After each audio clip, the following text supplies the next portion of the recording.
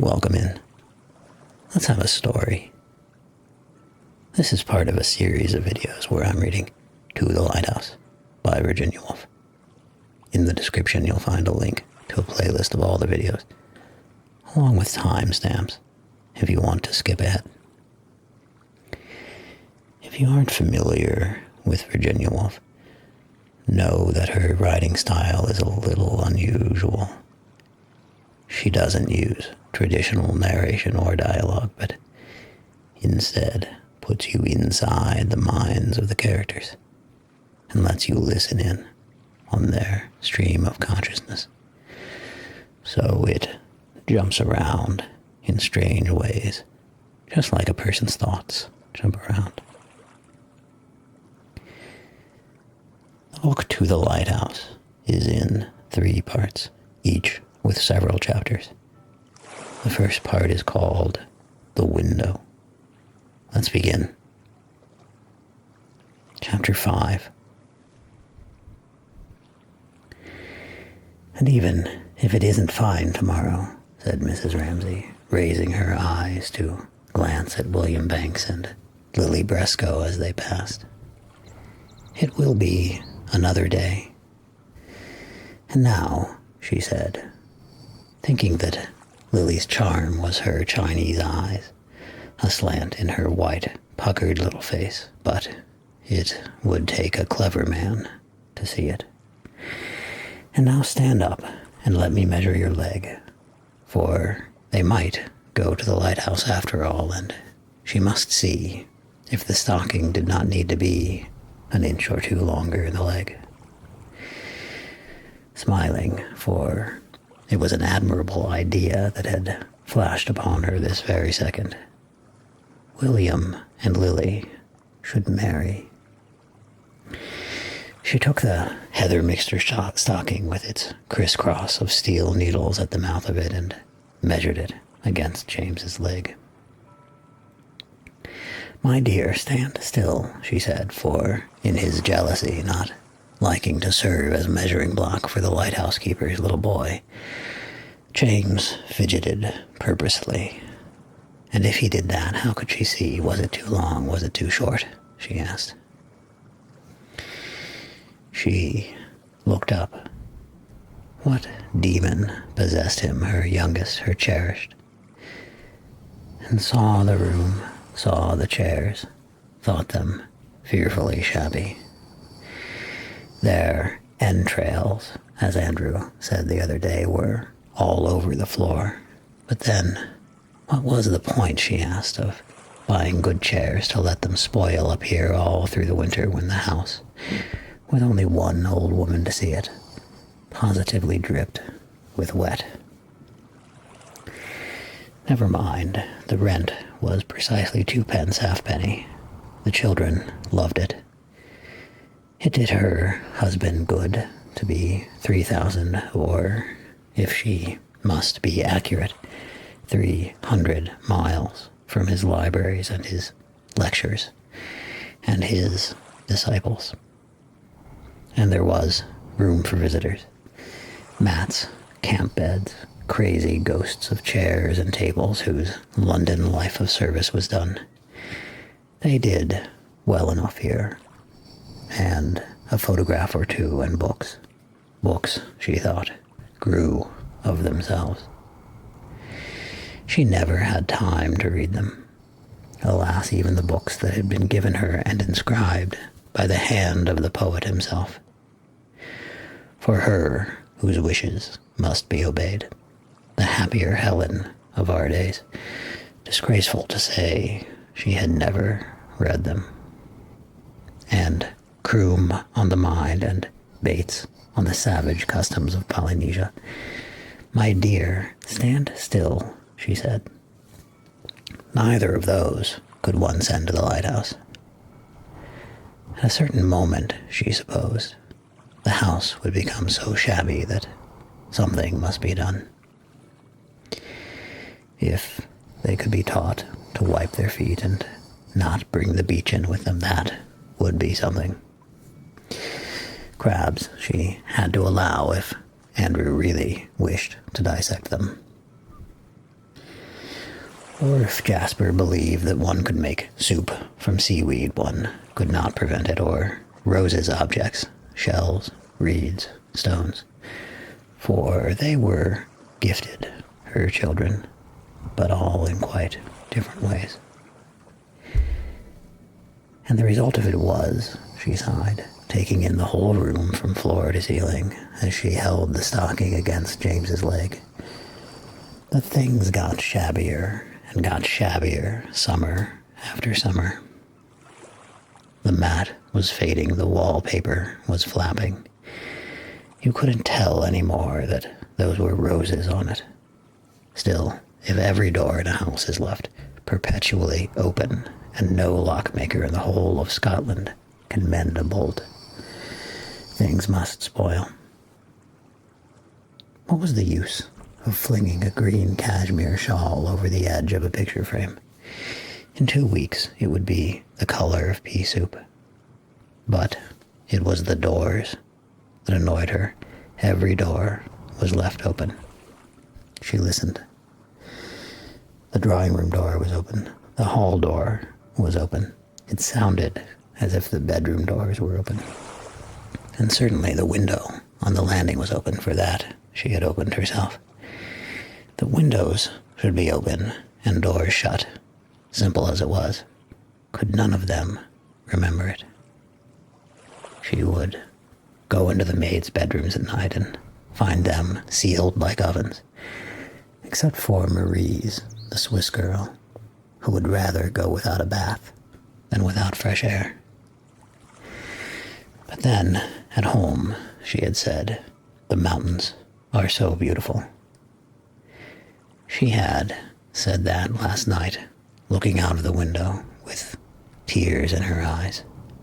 The mountains are so beautiful. Her father was dying there, Mrs. Ramsay knew.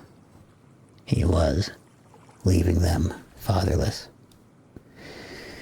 scolding and demonstrating how to make a bed, how to open a window, with hands that shut and spread like a Frenchwoman's. All had folded itself quietly about her when the girl spoke as, after a flight through the sunshine, the wings of a bird fold themselves quietly, and the blue of its plumage changes from bright steel to soft purple. She had stood there silent, for there was nothing to be said. He had cancer of the throat. At the recollection, how she had stood there, how the girl had said, at home, the mountains are so beautiful. And there was no hope whatever. She had a spasm of irritation and, speaking sharply, said to James, "Stand still, don't be tiresome," so that he knew instantly that her severity was real, and straightened his leg, and she measured it.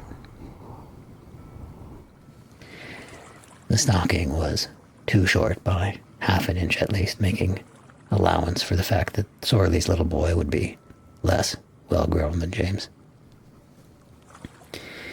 "It's too short," she said, "ever so much too short." Never did anybody look so sad, bitter and black halfway down in the darkness, in the shaft which ran from the sunlight to the depths. Perhaps a tear formed, a tear fell. The waters swayed this way and that, received it, and were at rest. Never did anybody look so sad. But was it nothing but looks, people said? What was there behind it? Her beauty and splendor? Had he blown his brains out, they asked? Had he died the week before they were married, some other earlier lover of whom rumors reached one? Or was there nothing but an incomparable beauty which she lived behind, and could do nothing to disturb? For easily, though, she might have said at some moment of intimacy when stories of great passion, of love foiled, of ambition thwarted came her way, how she too had known, or felt, or been through it herself. She never spoke. She was silent always. She knew then. She knew without having learnt. Her simplicity fathomed what clever people falsified.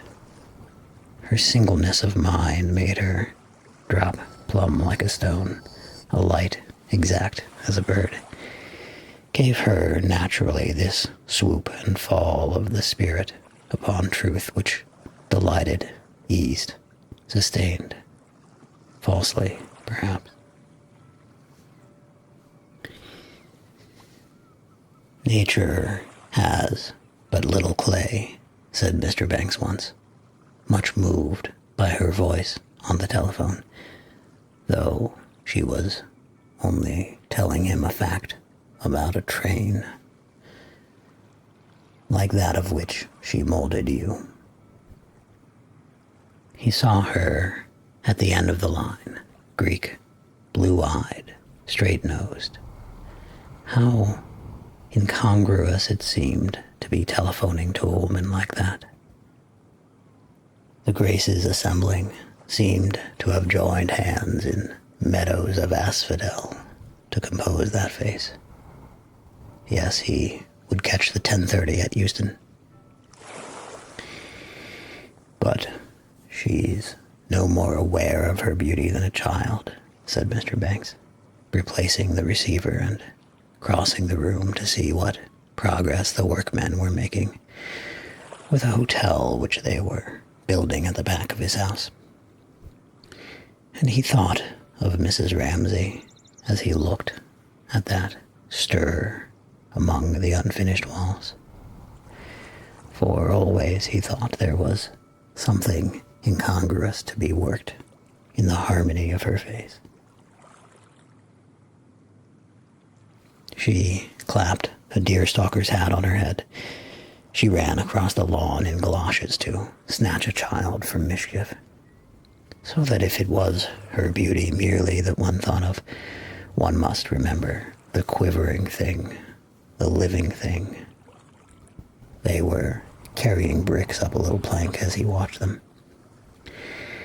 and work it into the picture, or if one thought of her simply as a woman, one must endow her with some freak of idiosyncrasy. She did not like admiration, or suppose some latent desire to doff her royalty of form as if her beauty bored her, and all that men say of beauty, and she wanted only to be like other people, insignificant. He did not know. He did not know. He must go to his work. Knitting her reddish-brown hairy stocking with her head outlined absurdly by the gilt frame, the green shawl which she had tossed over the edge of the frame, and the authenticated masterpiece by Michelangelo, Mrs. Ramsay smoothed out what had been harsh in her manner a moment before, raised his head, and kissed her little boy on the forehead. "Let us find another picture to cut out," she said. Chapter 6. But what had happened? Someone had blundered. Starting from her musing, she gave meaning to words which she had held meaningless in her mind for a long stretch of time. Someone had blundered.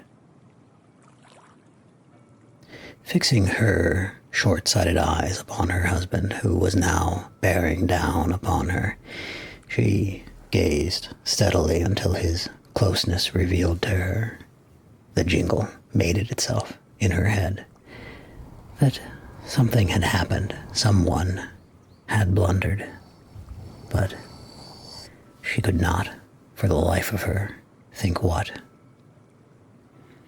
He shivered, he quivered, all his vanity, all his satisfaction in his own splendor. Riding fell as a thunderbolt, fierce as a hawk, at the head of his men through the valley of death, had been shattered, destroyed. Stormed at by shot and shell, boldly we rode and well, flashed through the valley of death, volleyed and thundered, straight into Lily Briscoe and William Banks. He quivered, he shivered. Not for the world would she have spoken to him, realizing from the familiar signs his eyes averted, and some curious gathering together of his person, as if he wrapped himself about and needed privacy into which to regain his equilibrium, that he was outraged and anguished. She stroked James's head. She transferred to him what she felt for her husband, and as she watched him chalk yellow the white dress shirt of a gentleman in the Army and Navy Stores catalog, thought what a delight it would be to her should he turn out a great artist. And why should he not? He had a splendid forehead. Then, looking up as her husband passed her once more, she was relieved to find that the ruin was veiled. Domesticity triumphed. Custom crooned its soothing rhythm, so that when, stopping deliberately, as his turn came round again at the window, he bent quizzically and whimsically to tickle James's bare calf with a sprig of something, she titted him for having dispatched that poor young man, Charles Tansley.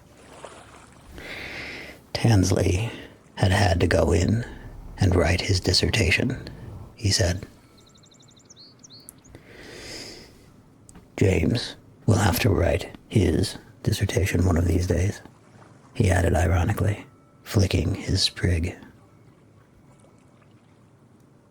Hating his father, James brushed away the tickling spray with which, in a manner peculiar to him, compound of severity and humor, he teased his youngest son's bare leg.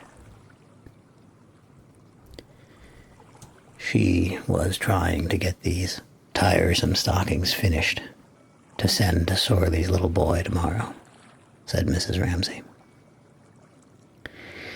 There wasn't the slightest possible chance that they could go to the lighthouse tomorrow, Mr. Ramsay snapped out irascibly. How did he know, she asked. The wind often changed.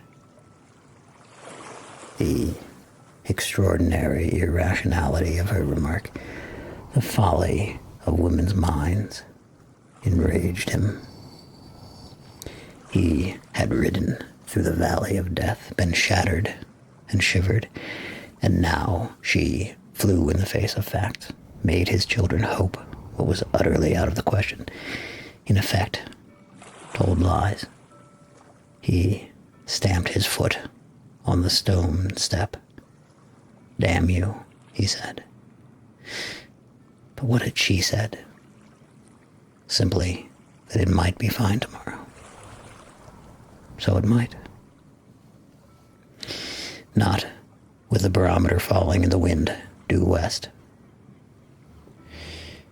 To pursue truth, which with such astonishing lack of consideration for other people's feelings, to rend the thin veils of civilization so wantonly, so brutally, was to her so horrible an outrage of human decency that, without replying, dazed and blinded, she bent her head as if to let the pelt of jagged hail, the drench of dirty water, bespatter her unrebuked.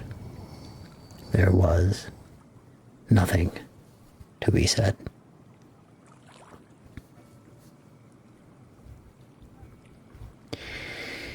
He stood by her in silence. Very humbly, at length, he said that he would step over and ask the Coast Guards if she liked. There was nobody whom she reverenced as she reverenced him. She was quite ready to take his word for it, she said. Only then they need not cut sandwiches, that was all. That came to her naturally, since she was a woman, all day long with this and that, one wanting this, another that. The children were growing up. She often felt she was nothing but a sponge, sopped full of human emotions. Then he said, "Damn you." He said, "It must rain." He said, "It won't rain." And instantly, a heaven of security opened before her. There was nobody she reverenced more. She was not good enough to tie his shoestrings, she felt. Already ashamed of that petulance, of that gesticulation of the hands when charging at the head of his troops, Mr. Ramsay rather sheepishly prodded his son's bare legs once more, and then, as if he had her leave for it, with a movement which oddly reminded his wife of the great sea lion at the zoo tumbling backwards after swallowing his fish and walloping off so that the water in the tank washes from side to side. He dived into the evening air, which, already thinner, was taking the substance from leaves and hedges, but, as if in return, restoring to roses and pinks a luster which they had not had by day.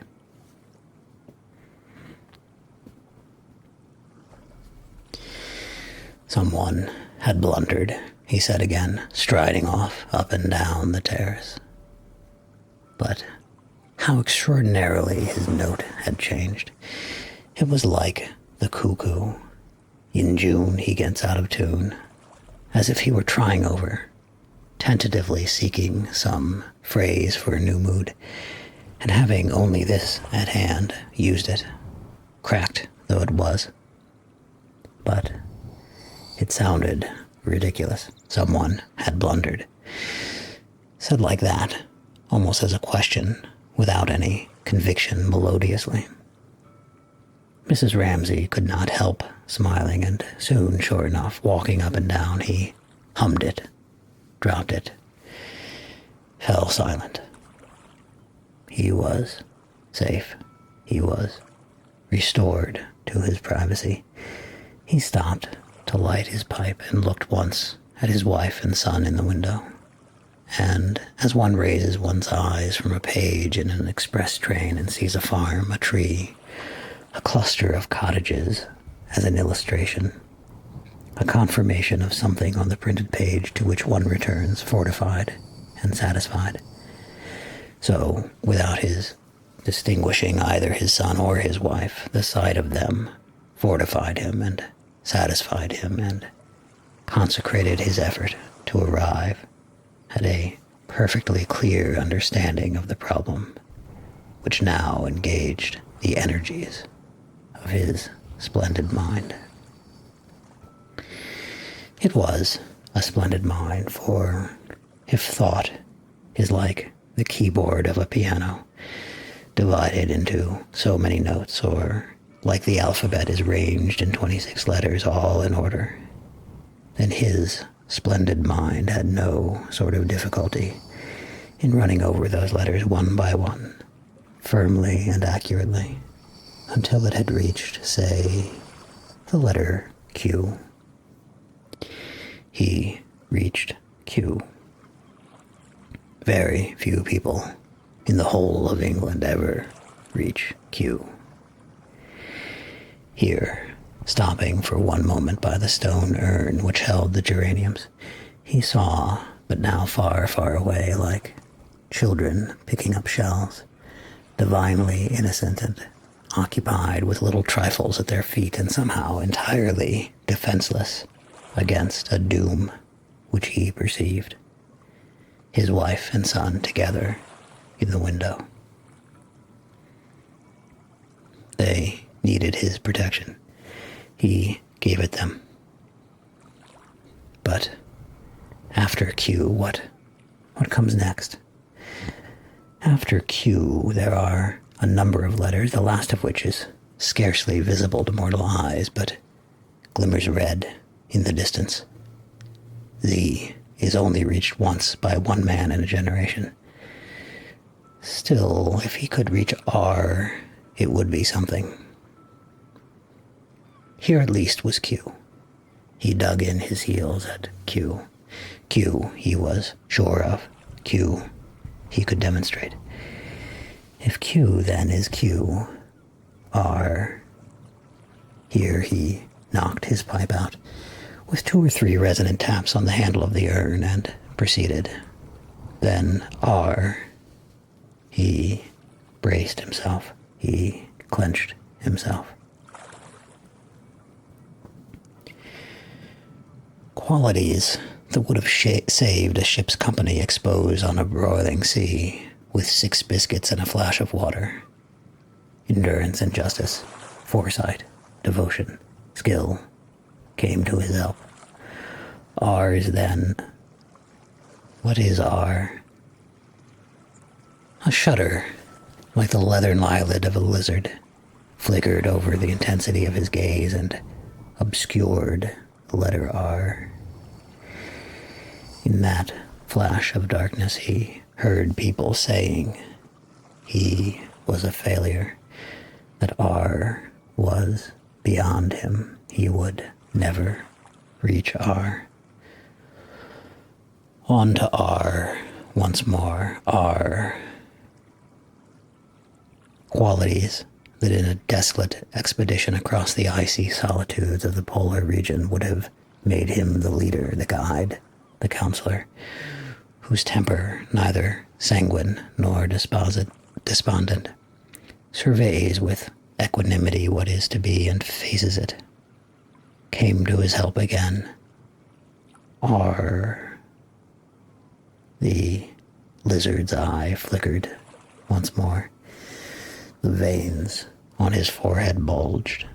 The geranium in the urn became startlingly visible, and displayed among its leaves he could see, without wishing it, that old, that obvious distinction between the 2 classes of men.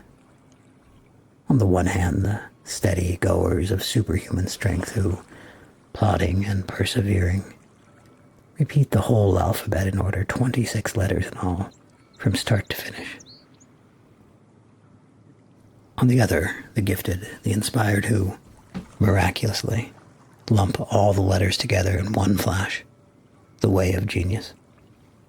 He had not genius. He laid no claim to that, but he had, or might have had, the power to repeat every letter of the alphabet from A to Z, accurately, in order. Meanwhile, he was stuck at Q. On then, on to R. Feelings that would not have disgraced a leader who, now that the snow has begun to fall and the mountaintop is covered in mist, knows that he must lay himself down and die before morning comes, stole upon him, paling the color of his eyes, giving him, even in the 2 minutes of his turn on the terrace, the bleached look of withered old age. Yet he would not die lying down. He would find some crag of rock, and there, his eyes fixed on the storm, trying to end, to pierce the darkness, he would die standing. He would never reach R. He stood stock still by the urn, with the geranium flowing over it. How many men in 1,000 million, he asked himself, reach Z after all? Surely the leader of a forlorn hope may ask himself that and answer, without treachery to the expedition behind him. One, perhaps. One in a generation. Is he to be blamed, then, if he is not that one? Provided he has toiled honestly, given to the best of his power, until he has no more left to give. And his fame lasts how long? Is it permissible even for a dying hero to think before he dies how men will speak of him hereafter? His fame lasts perhaps 2,000 years. And what are 2,000 years?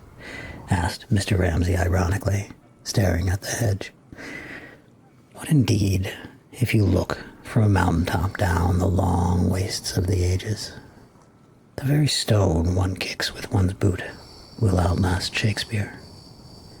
His own little light would shine, not very brightly, for a year or two, and would then be merged in some bigger light, and that in a bigger still. He looked into the hedge, into the intricacy of the twigs. Who then could blame the leader of that forlorn party which, after all, has climbed high enough to see the waste of the years and the perishing of the stars, if before death stiffens his limbs beyond the power of movement, he does a little consciously raise his numbed fingers to his brow and square his shoulders so that when the search party comes, they will find him dead at his post, the fine figure of a soldier. Mr. Ramsay squared his shoulders and stood very upright by the urn. Who shall blame him if, so standing for a moment, he dwells upon fame, upon search parties, upon cairns raised by grateful followers over his bones?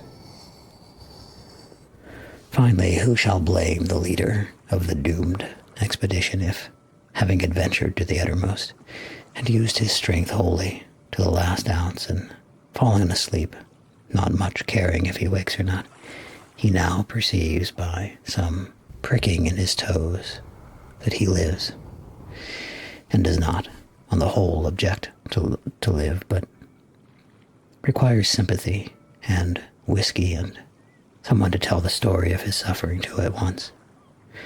Who shall blame him?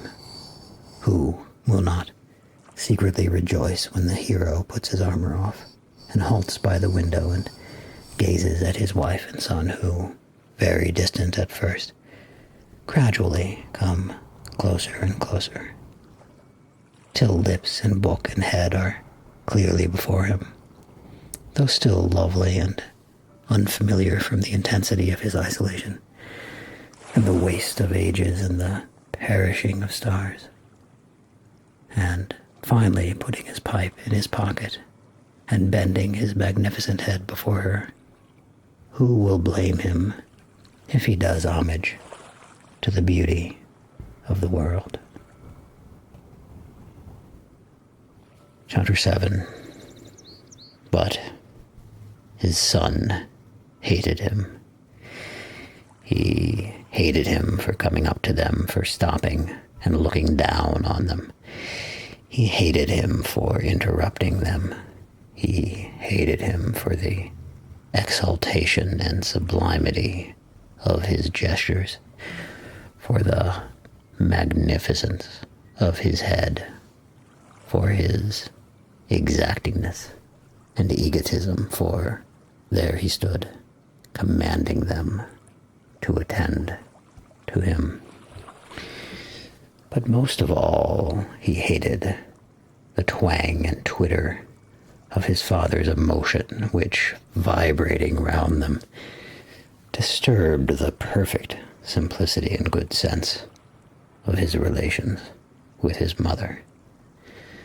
By looking fixedly at the page, he hoped to make him move on. By pointing his finger at a word, he hoped to recall his mother's attention, which he knew angrily wavered. Instantly, his father stopped. But no, nothing would make Mr. Ramsay move on. There he stood, demanding sympathy. Mrs. Ramsay, who had been sitting loosely folding her son in her arm, braced herself and, half turning, seemed to raise herself with an effort and at once to pour erect into the air a rain of energy, a column of spray looking at the same time animated and alive, as if all her energies were being fused into force, burning and illuminating. Quietly, though, she sat, taking up her stocking again. And into this delicious fecundity, this fountain and spray of life, the fatal sterility of the male plunged itself like a beak of brass, barren and bare. He wanted sympathy. He was a failure, he said. Mrs. Ramsay flashed her needles. Mr. Ramsay repeated, never taking his eyes from her face, that he was a failure. She blew the words back at him. Charles Tansley, she said, but he must have more than that. It was sympathy he wanted, to be assured of his genius, first of all, and then to be taken within the circle of life, warmed and soothed, to have his senses restored to him, his barrenness made fertile, and all the rooms of the house made full of life. The drawing room, behind the drawing room, the kitchen above the kitchen, the bedrooms, and beyond them, the nurseries, they must be furnished. They must be filled with life. Charles Tansley thought him the greatest metaphysician of the time, she said. But he must have more than that. He must have sympathy. He must be assured that he too lived in the heart of life, was needed not only here but all over the world. Flashing her needles, confident, upright, she created drawing room and kitchen, set them all aglow, bade him take his ease there, go in and out, enjoy himself. She laughed. She knitted, standing between her knees, very stiff. James felt all her strength flaring up to be drunk and quenched by the beak of brass, the arid scimitar of the male which smote mercilessly again and again, demanding sympathy. He was a failure, he repeated. Well, look then, feel then. Flashing her needles, glancing round about her out of the window, into the room at James himself, she assured him, beyond a shadow of a doubt, by her laugh, her poise, her competence, as a nurse carrying a light across a dark room assures a fractious child, that it was real. The house was full, the garden blowing. If he put implicit faith in her, nothing should hurt him, however deep he buried himself or climbed high. Not for a second should he find himself without her. So, boasting of her capacity to surround and protect, there was scarcely a shell of herself left for her to know herself by. All was so lavished and spent, and James, as he stood stiff between her knees, felt her rise in a rosy flowered fruit tree laid with leaves and dancing boughs, into which the beak of brass, the arid scimitar of his father, the egotistical man, plunged and smote, demanding sympathy. Filled with her words. Like a child who drops off satisfied, he said at last, looking at her with humble gratitude, restored, renewed, that he would take a turn, he would watch the children playing cricket. He went. Immediately, Mrs. Ramsay seemed to fold herself together. One petal closed in another, and the whole fabric fell in exhaustion upon itself, so that she had only strength enough to move her finger in exquisite abandonment to exhaustion across the page of Grimm's fairy story, while there throbbed through her like a pulse in a spring which has expanded to its full width and now gently ceases to beat, the rapture of successful creation. Every throb of this pulse seemed, as he walked away, to enclose her and her husband, and to give each that solace which two different notes, one high, one low, struck together, seemed to give each other as they combine. Yet, as the resonance died and she turned to the fairy tale again, Mrs. Ramsay felt not only exhausted in body, afterwards, not at the time, she always felt this, but also there tinged her physical fatigue some faintly disagreeable sensation with another origin. Not that, as she read aloud the story of the fisherman's wife, she knew precisely what it came from, nor did she let herself put into words her dissatisfaction when she realized, at the turn of the page, when she stopped and heard, dully, ominously, a wave fall, how it came from this. She did not like, even for a second, to feel finer than her husband, and further could not bear not being entirely sure when she spoke to him of the truth of what she said. Universities and people wanting him lectures and books and their being of the highest importance, all that she did not doubt for a moment, but it was their relation and his coming to her like that openly, so that anyone could see, that discomposed her. For then people said he depended on her, when they must know that of the two, he was infinitely the more important, and what she gave the world in comparison with what he gave, negligible. But then again, it was the other thing too, not being able to tell him the truth, being afraid, for instance, about the greenhouse roof and the expense. It would be £50 perhaps to mend it. And then about his books, to be afraid that he might guess what she a little suspected, that his last book was not quite his best book. She gathered that from William Banks.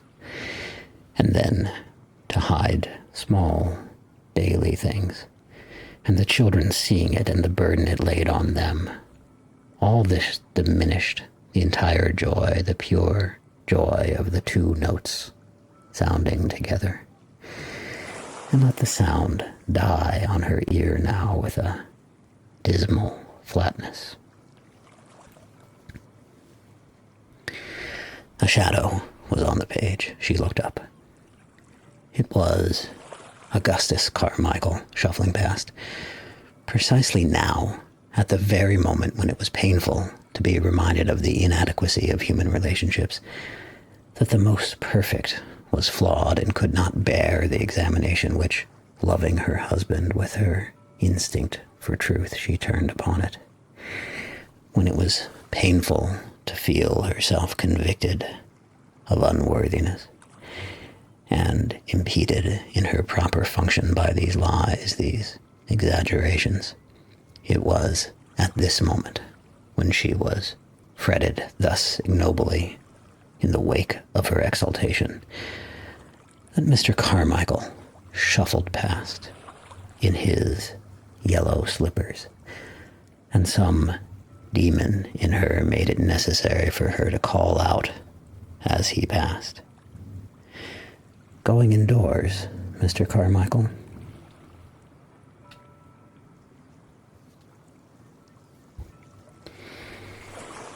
Chapter 8. He said nothing. He took opium. The children said he had stained his beard yellow with it. Perhaps. What was obvious to her was that the poor man was unhappy. Came to them every year as an escape, and yet every year she felt the same thing. He did not trust her. She said, "I am going to the town. Shall I get you stamps, paper, tobacco?" And she felt him wince. He did not trust her. It was his wife's doing. She remembered that iniquity of his wife's towards him, which had made her turn to steel and adamant there in the horrible little room in St. John's Wood, when with her own eyes she had seen that odious woman turn him out of the house. He was unkempt. He dropped things on his coat. He had the tiresomeness of an old man with nothing in the world to do, and she turned him out of the room. She said in her odious way, "Now, Mrs. Ramsay and I want to have a little talk together." And Mrs. Ramsay could see, as if before her eyes, the innumerable miseries of his life. Had he money enough to buy tobacco? Did he have to ask her for it? Half a crown, 18 pence. Oh, she could not bear to think of the little indignities she made him suffer. And always now, why she could not guess except that it came probably from that woman somehow. He shrank from her. He never told her anything. But what more could she have done? There was a sunny room given up to him. The children were good to him. Never did she show a sign of not wanting him. She went out of her way, indeed, to be friendly. "Do you want stamps? Do you want tobacco? Here's a book you might like," and so on. And after all, here, insensibly, she drew herself together physically, the sense of her own beauty becoming, as it did so seldom, present to her. After all, she had not generally any difficulty in making people like her. For instance, George Manning, Mr. Wallace, famous as they were. They would come to her of an evening quietly and talk alone over the fire. She bore about with her, she could not help knowing it, the torch of her beauty. She carried it erect into any room that she entered, and after all, veil it as she might, and shrink from the monotony of bearing that it imposed on her. Her beauty was apparent. She had been admired. She had been loved. She had entered rooms where mourners sat. Tears had flown in her presence. Men and women, too, letting go to the multiplicity of things, had allowed themselves with her the relief of simplicity. It injured her that he should shrink. It hurt her, and yet not cleanly, not rightly. That was what she minded, coming as it did on top of her discontent with her husband. The sense she had now when Mr. Carmichael shuffled past, just nodding to her question with a book beneath his arm in his yellow slippers, that she was suspected, and that all this desire of hers to give, to help, was vanity. For her own self-satisfaction was it that she wished so instinctively to help, to give, that people might say of her, "Oh, Mrs. Ramsay, dear Mrs. Ramsay, of course," and need her and send for her and admire her. Was it not secretly this that she wanted? And therefore, when Mr. Carmichael shrank away from her as he did at this moment, making off to some corner where he did acrostics endlessly, she did not feel merely snubbed back in her instinct, but made aware of the pettiness of some part of her and of human relations, how flawed they are, how despicable, how self-seeking at their best. Shabby and worn out, and not, presumably, her cheeks were hollow, her hair was white. Any longer a sight that filled eyes with joy, she had better devote her mind to the story of the fisherman and his wife, and so pacify that bundle of sensitiveness. None of her children was as sensitive as he was. Her son, James. The man's heart grew heavy, she read aloud, and he would not go. He said to himself, "It is not right," and yet he went. And when he came to the sea, the water was quite purple and dark blue and gray and thick, and no longer so green and yellow, but it was still quiet. And he stood there and said, Mrs. Ramsay could have wished that her husband had not chosen that moment to stop. Why had he not gone, as he said, to watch the children playing cricket? But he did not speak. He looked, he nodded, he approved, he went on.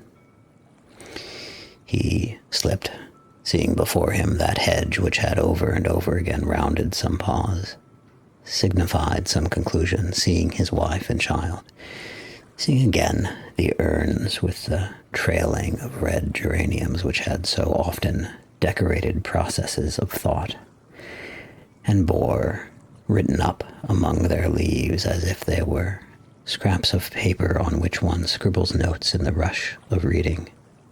He slipped, seeing all this, smoothly into speculation, suggested by an article in the Times about the number of Americans who visit Shakespeare's house every year. If Shakespeare had never existed, he asked, would the world have differed much from what it is today? Does the progress of civilization depend upon great men?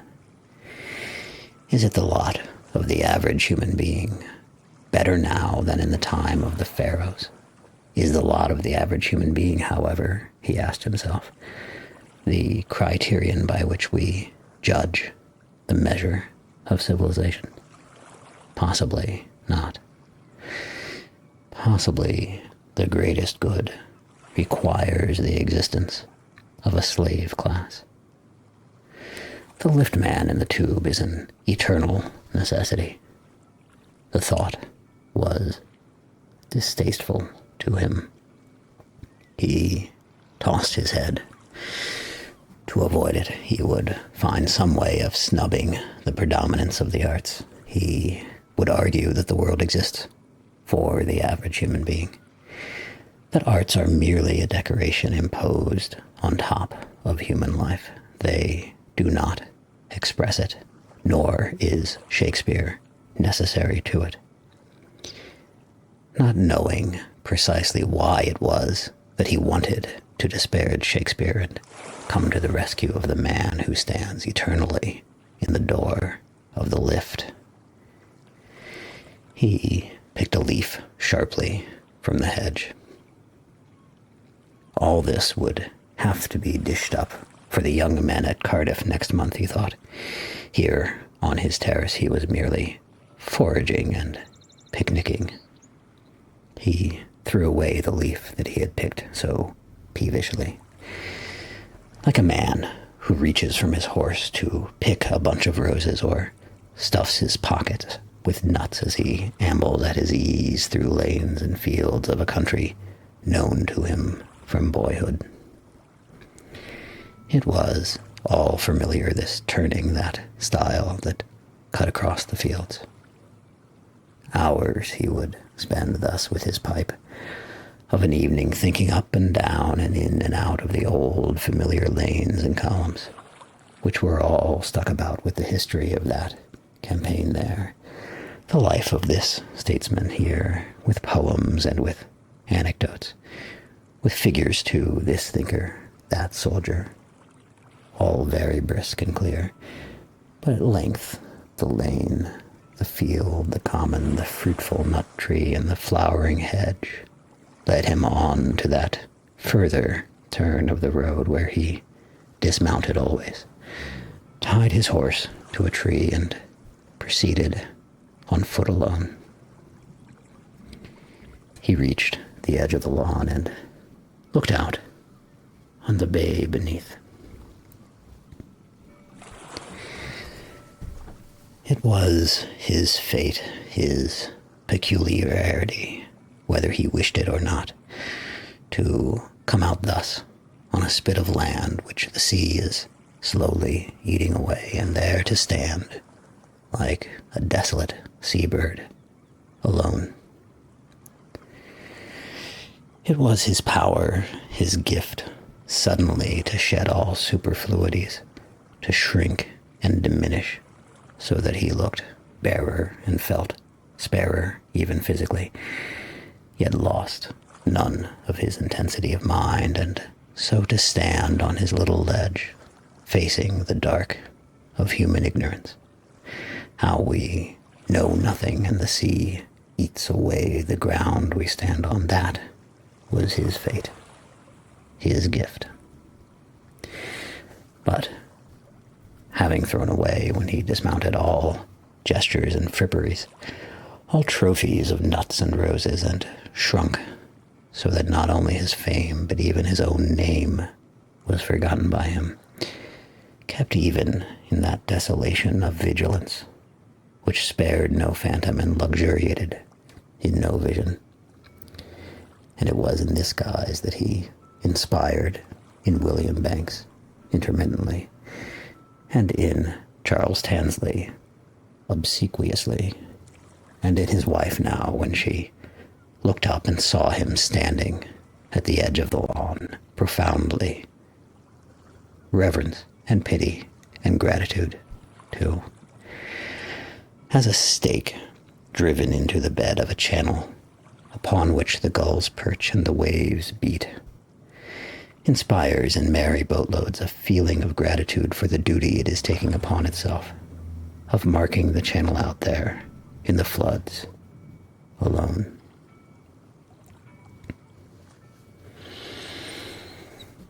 But the father of 8 has no choice. Muttering half aloud, so he broke off, turned aside, raised his eyes, sought the figure of his wife, reading stories to his little boy, filled his pipe. He turned from the sight of human ignorance and human fate, and the sea eating the ground we stand on, which, had he been able to contemplate it fixedly, might have led to something, and found in consolation in trifles so slight compared with the august theme just now before him, that he was disposed to slur that comfort over, to deprecate it, as if to be caught happy in a world of misery was, for an honest man, the most despicable of crimes. It was true, he was, for the most part, happy. He had his wife, he had his children, He had promised in 6 weeks' time to talk some nonsense to the young men of Cardiff about Locke, Hume, Berkeley, and the causes of the French Revolution.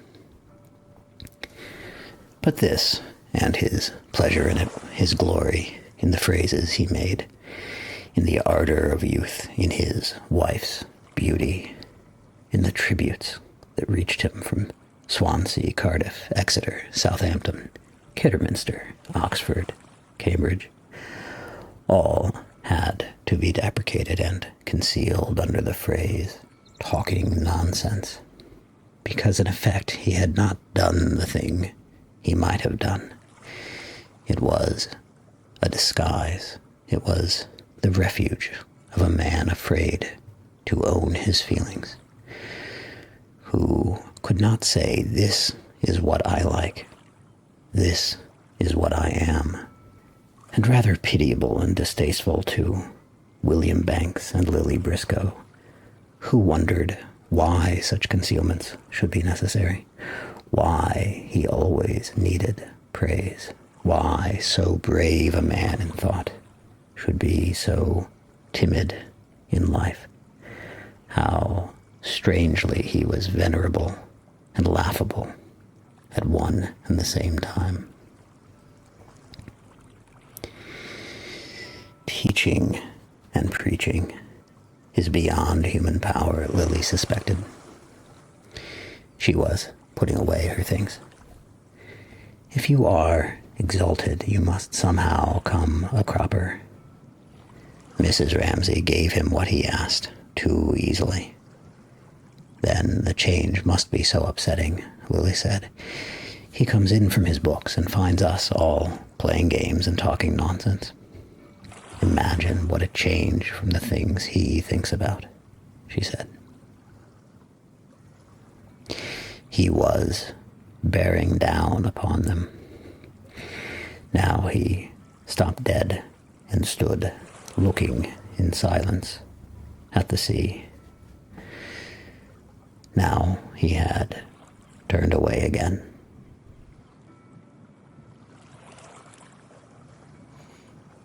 I hope you enjoyed that installment of To the Lighthouse by Virginia Woolf. There's a link to the full playlist of this book in the description of the video. If you'd like more of this, don't forget to subscribe to the channel and give the video a thumbs up. Until next time, goodbye.